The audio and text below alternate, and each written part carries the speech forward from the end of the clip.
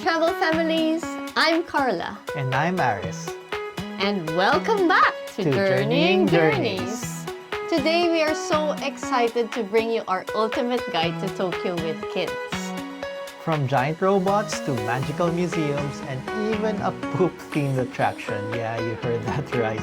We're sharing everything you need to know to make your family trip unforgettable.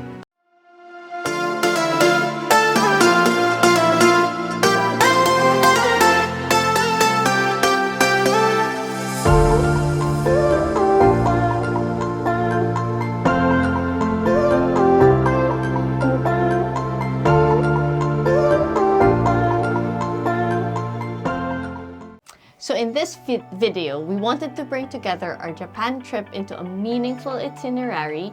You can follow, share the experiences we had in some of these locations, and provide some alternative options based on our earlier travels to Japan.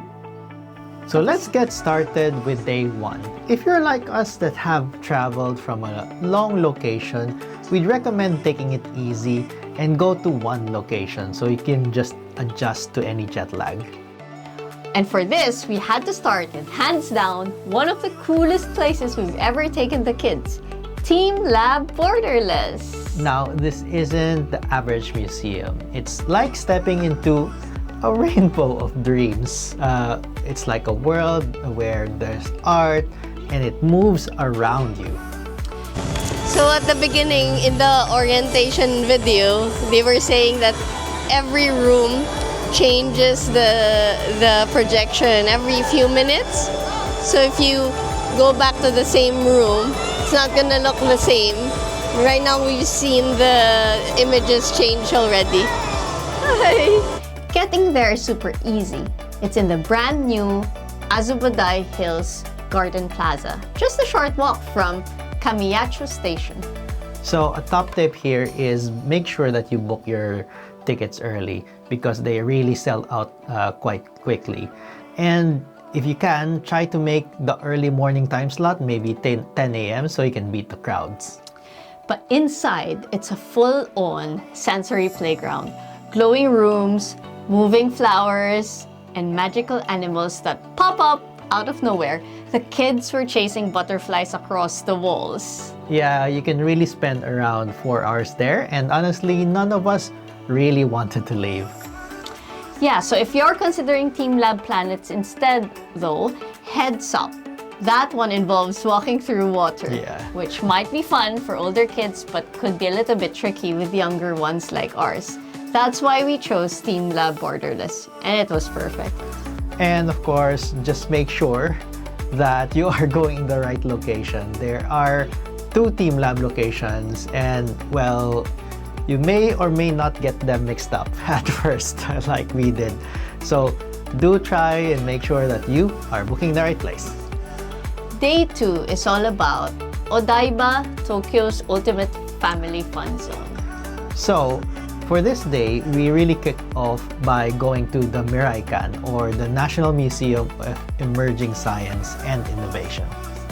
Well, it's science, but with robots, space stations, and hands-on fun that even little ones can enjoy. Definitely try to time your visit for the Asimo robot demonstration, seeing a real-life humanoid robot walking and talking to blow the kids' minds away. Yeah, there's a lot to see there. Not just that, and quite a different number of different floors. But of course, on the way there and on the way back, you'll see a giant Gundam statue. Yeah, this massive 18-meter tall robot looks like it walked straight out of a cartoon. And then there's the moment that kids still talk about, the Unko Museum. Which is really basically, yeah, you heard it right. It's a poop-themed museum. Colorful, silly, and surprisingly educational. Bonus, they're really trying to normalize poop. Yeah. We went through all of the activities here. They had the ball pit at the entrance, and then around are different activities. What you're hearing in the background are kids screaming because it measures how loudly you shout and scream, and it will have a video of a big poop. depending on how loudly you shout. And this area is for the kids to draw their poop. And they have little whiteboards and a marker here. Go!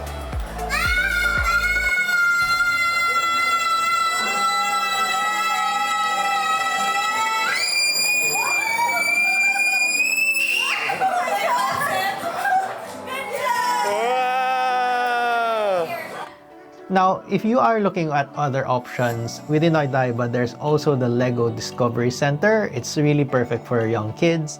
And there's also Joyopolis, which is like an indoor active park and video game. So that's for a bit more older kids.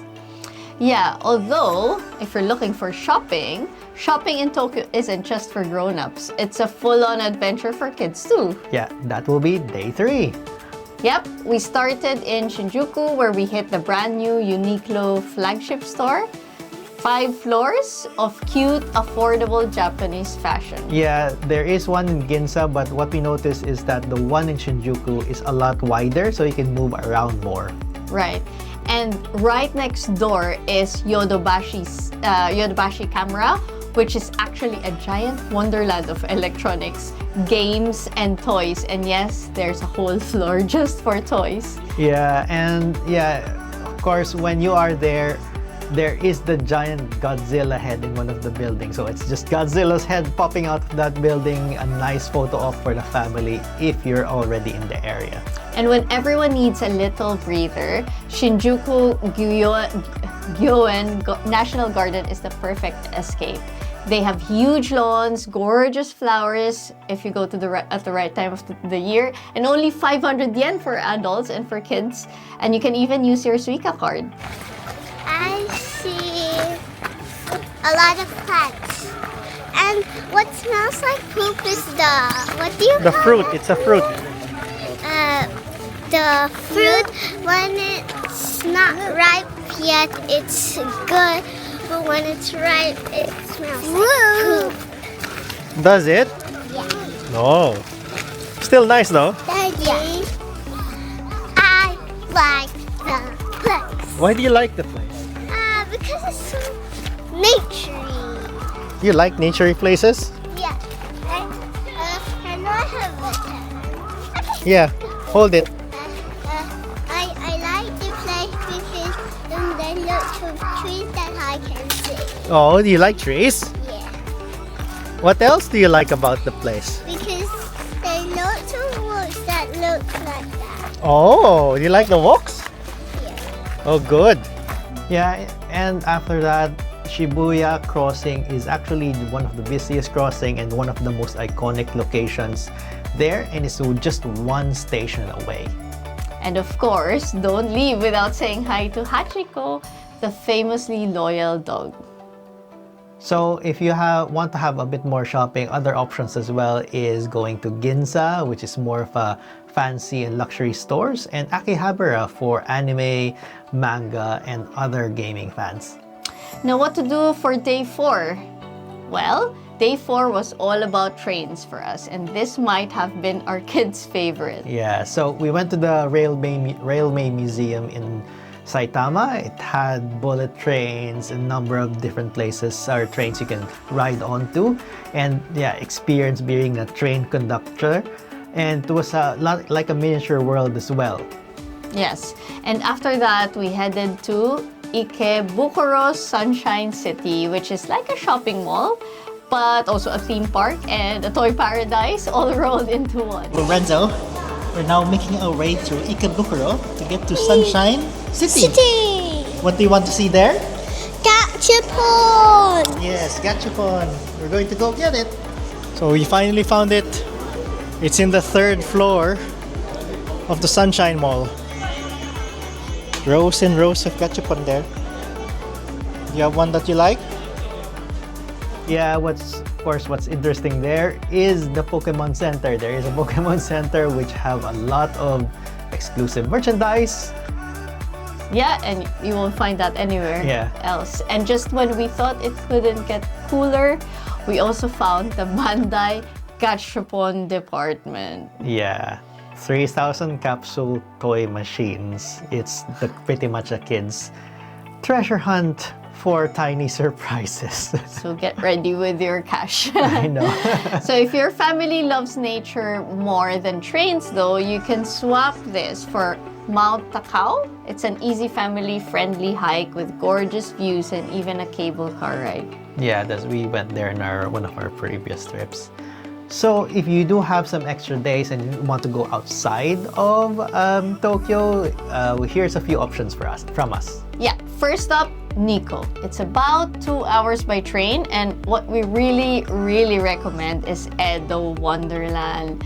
I think we'll need to link our video on that, but imagine a venue themed with architecture based on the Edo period and people dressed during that time, including yourselves if you wanted to.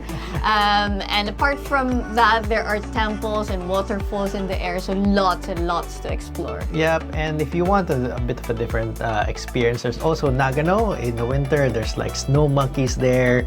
That's an alternative option that you might choose to go to. Don't forget, Tokyo also has amazing theme parks like Disneyland, Disney Sea, and Sanrio Puroland, all perfect for magical family day. So yeah, you can dedicate extra days there depending on how much time you have. So before we wrap up, here are our top Tokyo family travel tips. So make sure that you download Google Maps offline, so in case you run out of data, you don't get lost. Yeah, get a Pasmo or Suica card for easy train rides. And you can even include it if you have an iPhone. You can have a digital version of the Suica card as well. And for those of you who have little kids, you know this, always pack snacks because hungry kids and sightseeing just don't mix. Yeah, but there's a lot of convenience stores, so don't worry, you can always refill as you need it. So we hope this guide helps you plan the best ever Tokyo family adventure. And check out our Japan playlist for more of our travel ideas and what we've just talked about. Please do comment if you have visited one of these places or planning to. Definitely, we'd like to help. And hit subscribe and follow us on Instagram for daily family travel inspiration. See you on the next adventure. Bye!